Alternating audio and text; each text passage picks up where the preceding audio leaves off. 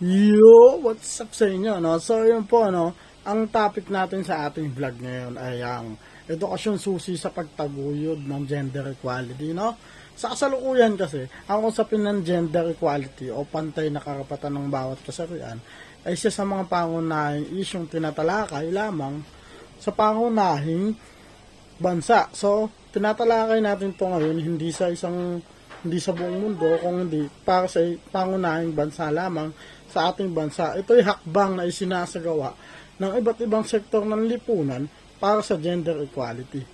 Hindi pa rin maitatanggi na mayroon ng hadlang na kailangan malampasan. Sa gitna ng lahat ng ito ay isang elemento na ang maaaring magbigay ng malaking tulong para sa pag-abot ng layunin ito ng ating edukasyon. No? So, yun, no? So, magbabalik tayo, no? Kasi ang edukasyon ay isang makapangyarihang instrumento na maaaring magdulot ng malalim na pagbabago sa ating lipunan.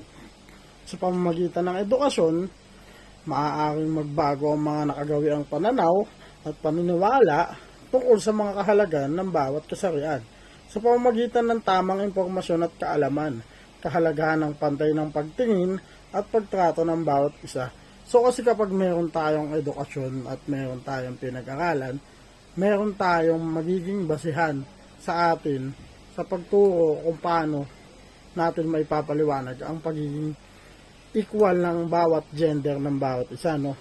So, ang edukasyon ay maaaring magsilbing tulay para sa pagtaguyod ng gender equality sa iba't ibang bansa at sa iba't ibang aspeto ng lipunan.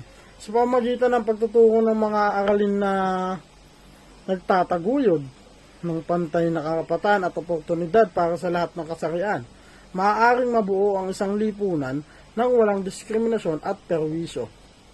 So, yun, no? Sa edukasyon kasi, maaaring maituro ang kahalagahan ng respeto.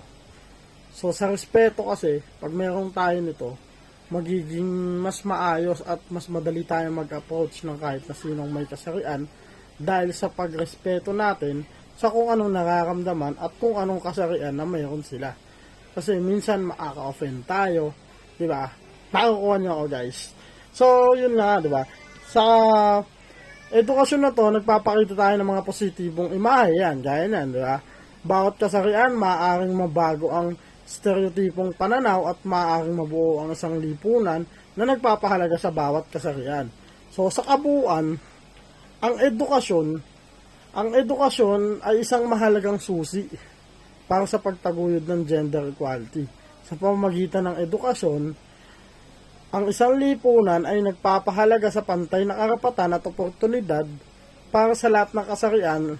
Ngayon, sa huli, ang edukasyon ang magiging daan para sa isang makatarungan at makabuluhang lipunan.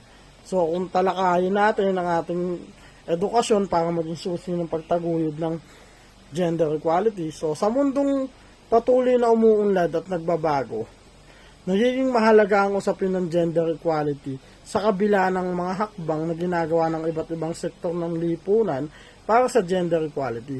Hindi pa rin natin maitatanggi na may mga hadlang sa kailangan malampasan sa gitna ng lahat ng ito.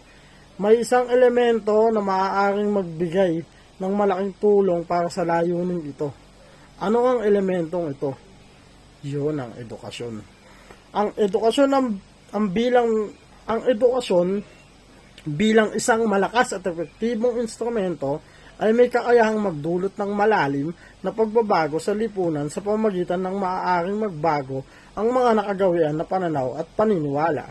So, ang edukasyon ay maaaring magsilbing tulay para sa pagtaguyod ng gender equality at iba't ibang aspeto ng lipunan sa pamamagitan ng pagtuturo ng mga pag-aralin, pagtaguyod ng pantay-pantay na karapatan at oportunidad para sa lahat.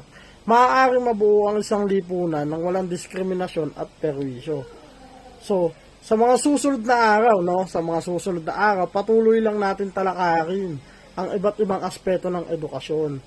Dahil para ito sa gender equality natin, manatili tayo nakatutok at sama-sama nating abutin ang layunin nito. Maraming salamat sa inyong patuloy na pagsuporta at pagbabasa. So, Sana mayroon tayong natutunan sa ating vlog ngayong araw na to, no? So, goodbye!